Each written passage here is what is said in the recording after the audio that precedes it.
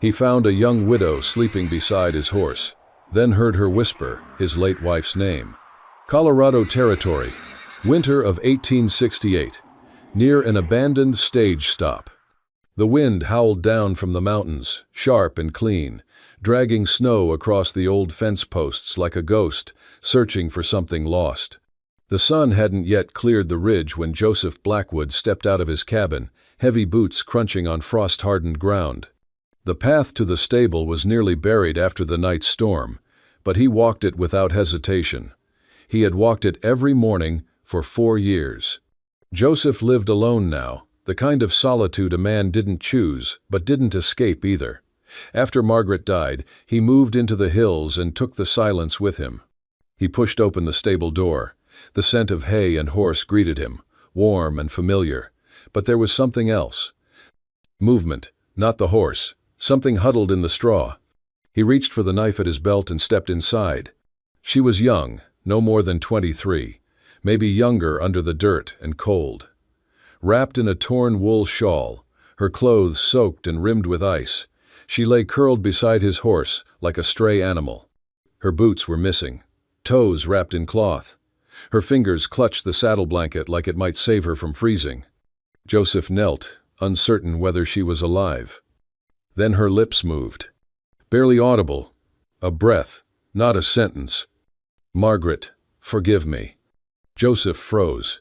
His hand, halfway to her shoulder, stayed suspended in the air. Margaret. His wife's name?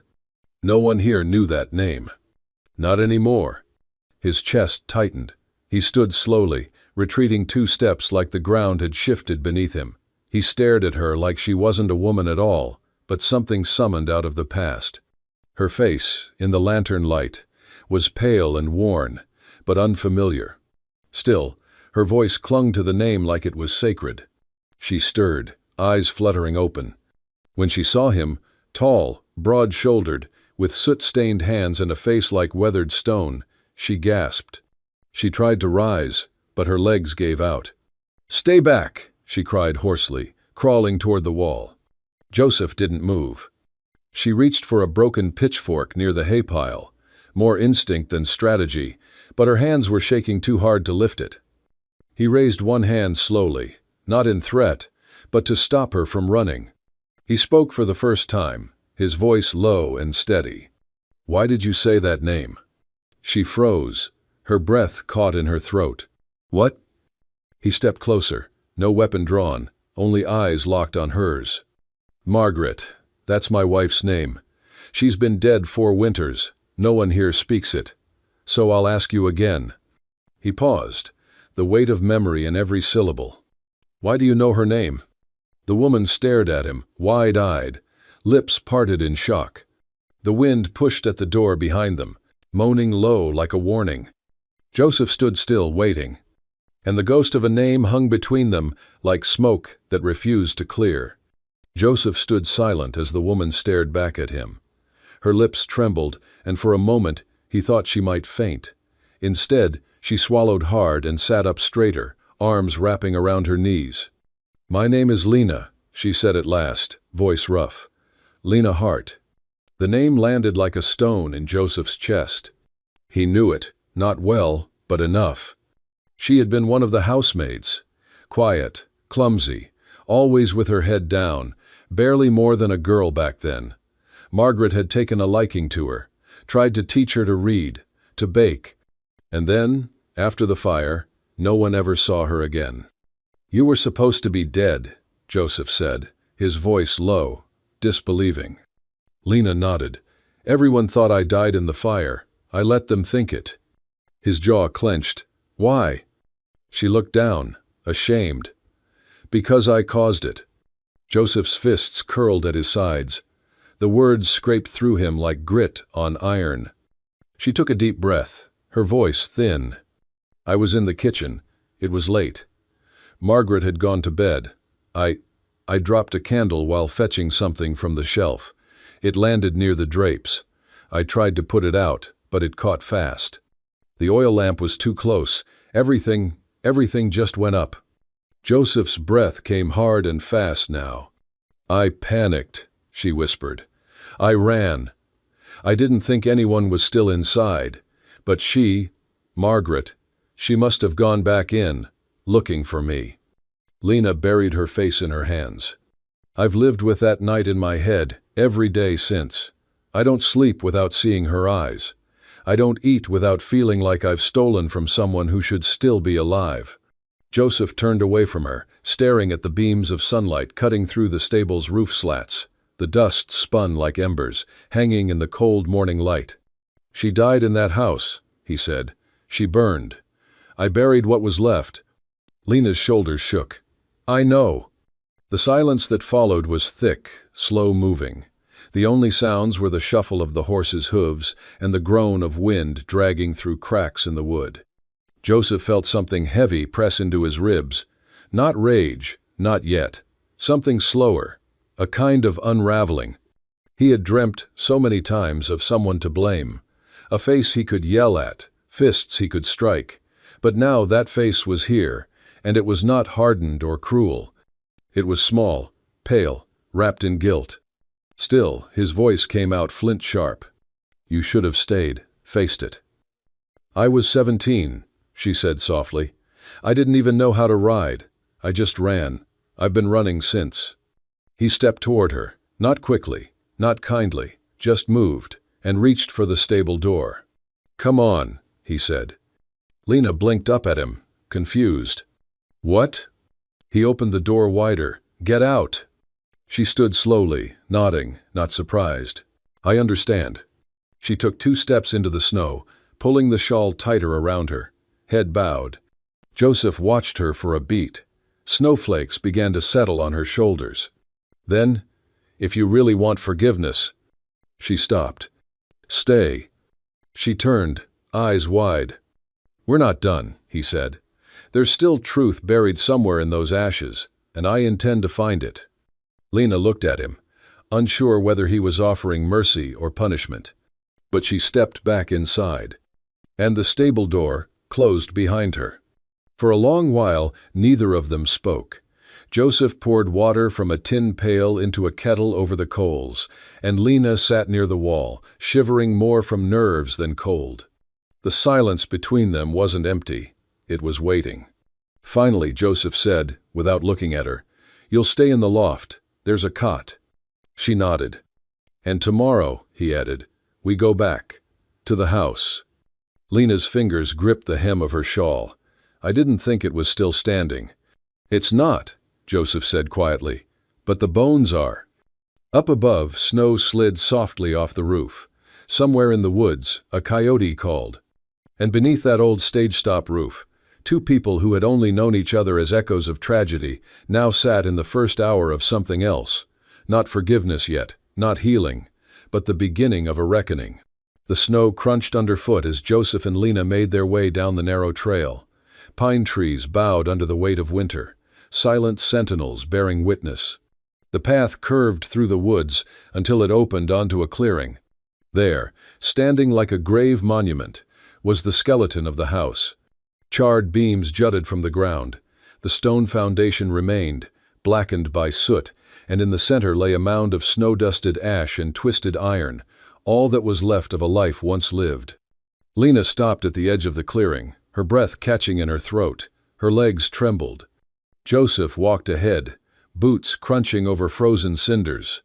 This is where it happened, he said, 4 winters ago. Lena stepped slowly into the ruin. Her eyes darted to the spot where the hearth used to be, to the empty ring that once held Margaret's rocking chair. Every stone, every shadow, whispered her name. I used to stand there, Lena said, pointing to a cracked flagstone near the wall. Washing dishes, watching the snow fall through that little window. Joseph didn't respond. He sat down heavily on a half-burned log near the back wall, his hands clasped between his knees. She ran back in, he said quietly. Lena turned to him. She had made it out, he continued. But she didn't see you, thought you were still upstairs. She turned and ran straight through the flames. I was away at the forge that night. When I got back, all that was left was smoke and silence. Lena sank to her knees. Her tears came freely now, steaming against the cold. "I didn't know," she choked.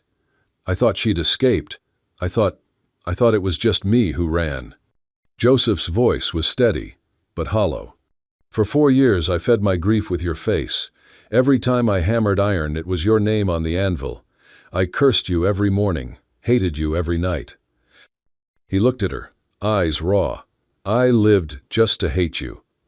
Lena couldn't speak. She bent forward, pressing her forehead to the icy stone, sobbing. Joseph stood slowly, walking toward the ruined hearth. Something caught his boot, a small jutting rock, out of place. He bent down, brushing away the snow. There, half buried in the ash, was a metal edge. He dug around it with his hands, revealing a rusted tin box, scorched but intact. His breath caught. "I remember this," he said, brushing soot from the lid. "She kept her letters in here, her journals." He glanced at Lena, then knelt and pried it open. Most of the contents had been reduced to ash, edges curled and black, but one page remained, singed at the corners, ink faded but legible. Joseph read aloud, voice trembling. "Lena is young, clumsy, yes, but kind. Joseph does not see it yet. He thinks only in right and wrong. But I believe she carries more fear than fault. Something in this house is not right. I hear noises when I am alone. I feel watched. Tonight, I will speak to her. I think she knows something, even if she doesn't understand it." Lena raised her head slowly, eyes wide with disbelief. "She never blamed you," Joseph said softly. "She suspected something else." The page fluttered in his hand as a wind passed through the ruins. Lena stood, staring at the letter. "I thought I had killed her," she whispered. "But someone else was there that night." Joseph looked toward the woods beyond the clearing, his jaw tightening. "Then it's time we stop living in the ashes," he said, "and find the truth still buried beneath them." The wind had softened, but the snow still fell, quiet, steady. Joseph and Lena stood before the skeleton of what once was a house. Only the blackened foundation remained, framed by scorched stone and the twisted remains of beams, now half buried in white. Joseph said nothing. He simply stepped aside and let her walk ahead. Lena's breath caught when she saw the broken pillar where Margaret had once hung the brass kitchen bell, its outline still visible in scorched metal. Her fingers trembled. She stepped onto the ruin, each footfall stirring up soot beneath the snow. Her eyes welled with tears. "I remember now," she whispered. "That night, I was making stew. The oil popped, startled me. I dropped the pan. It hit the rug. The fire spread so fast." Her voice broke. I really tried to stop it, but I panicked. I ran." Joseph remained silent, standing among the shadows of the past. "I thought I killed her," Lena said, falling to her knees on the cold stone. "She was kind to me, treated me like a daughter, and I left her there to burn." Joseph watched her for a long moment. His face held no anger, but something deeper, the weight of years carried alone. Then, without a word, he knelt by the old fireplace. He dug beneath the rubble with gloved hands, moving aside a layer of soot and fractured tiles. Lena looked up, puzzled. From the ashes, he pulled a small, rusted tin box.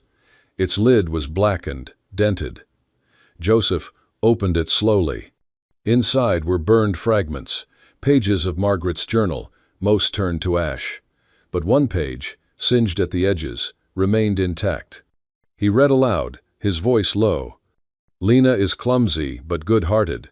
Joseph seems cold with her, but I see she's just afraid. Tonight, I plan to speak to her.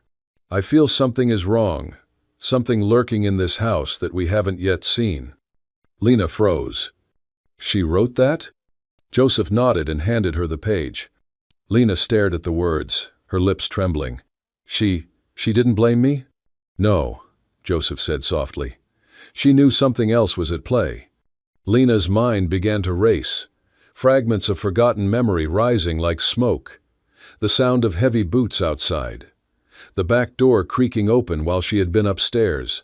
A shadow moving through the hall. She had told herself it was nothing. But now, she suspected someone, Lena murmured. Joseph's voice turned colder. She told me there were people she didn't trust, especially someone from town, but she never had proof. She didn't want to worry me unless she was certain. Tears spilled down Lena's face, but this time they were not only of guilt, but of clarity. All this time, she whispered, I carried a ghost that never pointed a finger at me. Joseph reached for her hand. She didn't pull away. You were the last person Margaret tried to save, he said. If she ran back into that house, it was for you. That means something. Crumpling forward, Lena sobbed openly. Joseph helped her to her feet, brushing soot from her coat. His voice, firm but steady, if you had the courage to come back here, then maybe we have the strength to face what's still hidden. Their eyes met. For her, he said. Lena nodded. Her hand tightened around the half-burned page, pressed to her heart. They stood in silence, snow settling around them, not just over ash and ruin, but over something else. A truth that had waited 4 years beneath the charred stone. The snow had lessened by the time they returned to Joseph's cabin nestled in the pine-covered hills. Smoke curled gently from the chimney, the scent of iron and wood smoke hanging in the air. Inside, warmth wrapped around them, not just from the fire, but from something quieter growing between them. Lena moved through the cabin as though trying not to leave footprints. Each day, she took to small tasks, sweeping the hearth, mending Joseph's worn leather gloves, preparing simple stews. She was careful, unobtrusive. But Joseph noticed how she remembered where Margaret once kept the sugar, or how she refolded the wool blankets just so. Sometimes, their hands brushed. Neither pulled away. One evening, as Joseph finished filing a horseshoe by lantern light, Lena brought in a dusty crate from the attic. I found this under the eaves, she said. Letters, some unopened. Joseph set down his tools and joined her. They opened the crate and began sorting through yellowed envelopes, mostly church notices, old bills, a few childhood sketches from Margaret's cousins back east. Then Lena paused, her fingers tightening around a thin, stained envelope. This one, it is not postmarked. Joseph took it, eyes narrowing. The paper was rough, the handwriting harsh, slanted, familiar. He opened it. Inside was a single note, no greeting, no signature. You open your mouth, your house burns next. Some fires don't go out. Joseph's jaw tightened. You recognize this? Lena asked, voice barely above a whisper. He nodded, slowly. Judson Caro. The liquor trader? Joseph's voice was low. Margaret once turned him in. He was swindling families, watering down barrels, charging triple, bullying women who couldn't pay. Lena's hands trembled. She never told me. She didn't want to scare you, or me. For a moment, silence stretched between them. Then Joseph stood. We are going to find him. The ride to town was long and quiet. They did not speak until the woods thinned and the path split near an abandoned lumber camp. Joseph dismounted and pointed. He lives out here now, keeps to himself. They followed the trail until a flicker of smoke curled above the trees. A crooked cabin leaned against the hill, its roof sagging under snow. Joseph knocked. The door creaked open. Judson stood there, older, heavier, but the same cold eyes. Well, he grunted. Didn't expect the mountain man and his shadow. Joseph didn't flinch. We found your letter. Judson smirked. You'll have to be more specific. Joseph stepped forward. The one you sent, Margaret, before the fire. At that, Judson's smile thinned. That woman always poked her nose where it didn't belong. Lena's voice cut through. You threatened her. And the fire, you were there. Judson scoffed. You think I torched that house? You think I had time to play arsonist? But then Lena's eyes lit with memory. There was someone outside the kitchen window. That night, I heard a step, then smelled kerosene. Judson's mouth twitched. You left the side door open, Lena added. Only someone who knew the house could have known where the pantry was, where the oil was stored. Judson's face hardened. Joseph's hands curled into fists. Judson chuckled bitterly. Some dumb maid drops a pan, starts a fire, and I just gave it a little help. What's the crime? She was about to run her mouth again. Lena's breath caught. Joseph's voice dropped to a calm, deadly quiet. My wife died because of your cowardice. Judson shrugged. She died because she thought people like you could save the world. Joseph took one step forward. No, she died trying to save someone who didn't deserve to burn. He turned away. Lena followed. Behind them, Judson's laughter echoed briefly in the trees, but neither of them looked back. The ride home was silent, but something had shifted. The guilt that had hung around Lena like a shadow now began to lift. The truth had been spoken, and it did not carry her name alone. Snow began to fall again as they rode back through the narrow trail between the trees. The flakes were softer now, drifting like ash from an old fire. By the time they reached the ridge overlooking the valley, the wind had picked up. Joseph pulled the reins and pointed to an old hunting cabin tucked into the slope. We can't make it back tonight, he said. We'll wait out the storm here. Lena nodded. Her face was pale, but her eyes held something steadier than they had before. They tied the horses under the lean-to, then stepped inside the one-room shack. Abandoned, dusty, but still standing. Joseph found a few logs left by the last traveler and lit a fire in the stone hearth. They sat in silence for a while, facing the flames, listening to the wind batter the walls. Lena pulled her shawl tighter around her shoulders. The warmth from the fire hadn't yet reached the chill buried inside her. After a long pause, she whispered, "Why aren't you angry with me?" Joseph didn't answer right away. His gaze remained on the fire. If I hadn't spilled that pot, if I had stayed to help, maybe Margaret would still be alive, she said. I think about it every night. Joseph finally looked at her, his expression unreadable. I was angry, he said softly. I spent years turning that anger into steel. Every horseshoe, every nail I forged, it all carried her name, or yours. Lena's breath hitched. He continued, but something kept gnawing at me. Margaret was not a woman who gave herself to fear. She ran back into a burning house to save someone. That someone was you. Lena lowered her eyes. Her hands trembled. Joseph shifted closer, his voice low but firm. She didn't choose wrong. Lena blinked rapidly.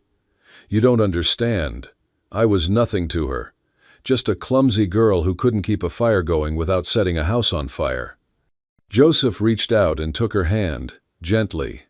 You were young, afraid, and now you've carried the weight of that night longer than any one person should have to. But Margaret, she saw something worth saving. Tears filled Lena's eyes. They slipped down her cheeks quietly. I tried to run from it. I thought if I disappeared, maybe the guilt would fade. But it didn't. It only grew stronger. Joseph nodded slowly. Because the fire didn't just take her, it left both of us behind. Outside, the wind howled louder, but inside, a stillness settled over them. Lena looked at him, truly looked, not as the man she once served, or the grieving husband she feared, but as someone who had walked through the same fire. Joseph's gaze was steady, his hand still holding hers. You came back, he said. You faced it. That means something. She whispered. It doesn't erase what I did. No, he replied, but it shows who you are now. Their hands remained entwined. No rush, no declarations, just presence. Later that night, they lay down on opposite sides of the cabin floor. The fire still crackled. Wind still moaned through the cracks. But the cold didn't bite as harshly. At some point, their hands found each other again beneath the blanket. There were no kisses, no fevered touches. Only breath, shared warmth, and a quiet understanding that something broken had started to mend. And in that space between guilt and forgiveness, winter no longer felt so cold. Spring began to tease the edges of winter. Snow thinned into patches, and the wind no longer howled like grief through the pines. Joseph had started fixing up the old stage stop, the place where he had once found Lena curled beside his horse, half frozen and whispering ghosts. Now, that same place was becoming something else. He replaced broken beams, patched the roof with cedar shingles, and carved window frames by hand. It was still modest. Walls still bore the smell of dust and pine, but it stood tall, sturdy, warm. Lena stayed. Not by request. Not by invitation. She simply stayed, as if something rooted her there more deeply than words ever could. Each morning came with new sounds, not just the creak of old wood or the tapping of hammer and nail, but laughter, the clink of a tin mug being set beside a warming fire, the rustle of skirts moving through grass slowly returning from beneath the frost. One morning she sowed the first row of seeds in the thawed garden, squash, beans, and some wildflowers she found near the riverbank. Joseph watched from the porch as she hummed a quiet tune, the sun on her shoulders, sleeves rolled to her elbows. There was grace in her movement, a gentleness that defied the scars of what they had both endured. She baked small loaves of barley bread from a sack Joseph found in an abandoned trade post, wrapped them in cloth, and offered them to passing trappers or a hungry child from town. She stitched together curtains from a scorched sheet she had carried in her bag, once belonging to Margaret, and hung them above the new windows, softening the light. The corners were uneven. One had a patch, but they danced when the breeze moved through, catching the golden sunlight like a prayer. The house slowly became a home. Not rebuilt from ashes, but raised from them. Lena sang sometimes, quietly, almost shyly, as if testing the air to see if it would hold the sound, and it did. The walls, once silent, now held her voice like a promise. Joseph found himself smiling more often, not from joy, necessarily, but from peace, that rare, slow-growing thing that arrives not with a thunderclap, but with the steady rhythm of shared work, simple meals, and quiet company. One afternoon, when the clouds hung low and wind rustled through the pines, Lena walked alone to the cemetery on the ridge. The grave was modest, a flat stone etched with the name Margaret W. Harding. The dates blurred slightly by years of frost and sun. Beneath it, the earth was undisturbed, peaceful. Lena knelt and placed a folded handkerchief on the stone. Inside were dried wildflowers, lavender, red clover, sage. "I know I don't deserve your forgiveness," she whispered, her voice trembling.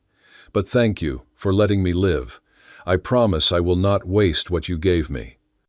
She closed her eyes, letting the silence answer. Behind her, soft footsteps approached. Joseph stood a few paces back, hands in his coat pockets, eyes lowered with reverence. He didn't speak right away. Then he said quietly, "Margaret always believed in light, in kindness, even when no one else did." Lena turned her head slightly, meeting his gaze. He added, "And I think maybe you're the part of that light she left behind." Lena's breath caught in her throat. The weight she'd carried, of guilt, of sorrow, didn't vanish, but shifted. Became something she could hold without being crushed beneath it. The wind shifted, brushing the dried petals gently. They stood together there, not as shadows of what was lost, but as people who had carried the weight of grief and somehow, without realizing, began to carry each other instead. As they walked back down the hill toward the little house in the clearing, the first buds of wildflowers began to show beneath the snowmelt. Yellow and white, timid at first, but certain. New roots. New life. And for the first time, neither of them looked back. Spring, real and full, had settled across the mountains.